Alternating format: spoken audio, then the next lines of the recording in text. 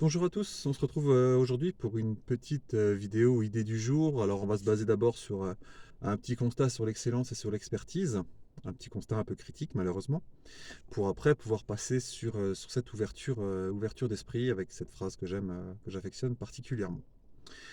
Alors, première chose, donc oui, l'excellence et l'expertise sont à mon sens des choses qui malheureusement sont en voie de disparition parce que on donne le titre d'expert à des gens qui, franchement, ne le méritent pas. On voit des gens qui écrivent des livres alors que leurs livres sont creux. Donc voilà, on dit qu'on est entouré d'experts, mais à quel titre?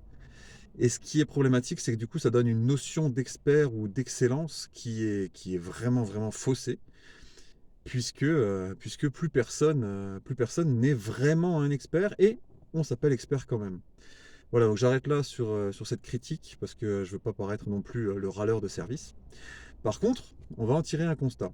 C'est que du coup, les gens qui ne sont pas des experts dans un domaine vont chercher à se renseigner et vont naturellement se tourner vers des gens qu'on qualifie d'experts. Et puisque ça n'en sont pas, on va faire baisser de manière drastique et très rapide le niveau d'excellence dans ces domaines, si vous arrivez à me suivre.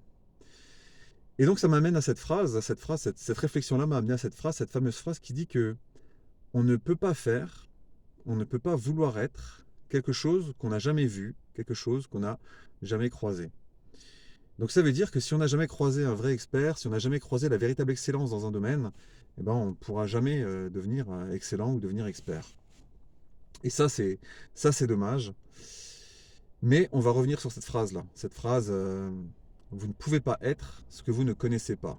Vous ne pouvez pas faire ce que vous n'avez jamais vu. Donc oui, c'est discutable, et on aura peut-être l'occasion d'en discuter dans un autre thème. Là, on va juste rester sur cette idée-là que si vous voulez pouvoir faire des choses, si vous voulez pouvoir être un maximum de choses, il va falloir vous ouvrir à tout ce qui existe. Donc c'est ça qui est magique en fait. Déjà, découvrir, apprendre de nouvelles choses, ça fait partie des secrets du bonheur. Déjà, voilà, je vous le donne tel quel. Pareil, si vous voulez, on en discute. Mais la deuxième chose, c'est que si vous voulez découvrir des choses, vous n'avez pas d'autre choix que de vous ouvrir. Ne restez pas fermé par défaut à certaines choses. On ne sait jamais. On ne sait jamais, vous découvrirez peut-être la technique qui va vous faire basculer dans un domaine dans lequel vous ne vous attendiez absolument pas à trouver quoi que ce soit. Je vais vous donner un exemple concret. De base, je suis éducateur sportif et sophrologue. Donc déjà, c'est pas forcément la même chose. Mais là, ces derniers temps, je me suis intéressé à la mécanique quantique, aux neurosciences. J'aime beaucoup la nutrition. Il y a plein de domaines dans lesquels j'aime me cultiver un peu. Et en fait, il y a des gens qui pourraient vous dire, oui, mais tu te disperses et en fait, ça sert à rien. Eh ben non, parce qu'en fait, ces domaines dans lesquels je me renseigne ne me servent que de culture générale et je ne prétends en aucun cas avoir des compétences dans ces domaines. Par contre, dans chacun de ces petits domaines, je vais trouver des choses intéressantes que je vais pouvoir rattacher à mon domaine d'expertise, même si je suis pas un expert, hein. Par contre, j'ai un domaine dans lequel je suis un peu plus compétent que d'autres. Et en m'ouvrant à d'autres domaines, je peux récupérer des petites choses par-ci, par-là, pour les amener dans mon domaine de compétences. Donc, au passage, ça permet justement de devenir meilleur dans son propre domaine. Donc voilà la phrase sur laquelle il faut qu'on reste. Vous ne pouvez pas être ce que vous ne connaissez pas.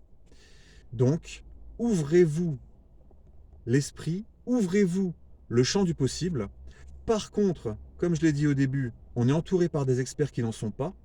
Donc gardez aussi toujours votre esprit critique. S'ouvrir au champ du possible sans a priori. Et une fois que vous avez des compétences et des connaissances qui arrivent, gardez votre regard critique et intégrez-les dans votre pratique. Voilà, ça paraît sympa, hein? Ok. Alors je m'arrête là pour aujourd'hui et je vous souhaite une bonne journée et à bientôt. Bye bye.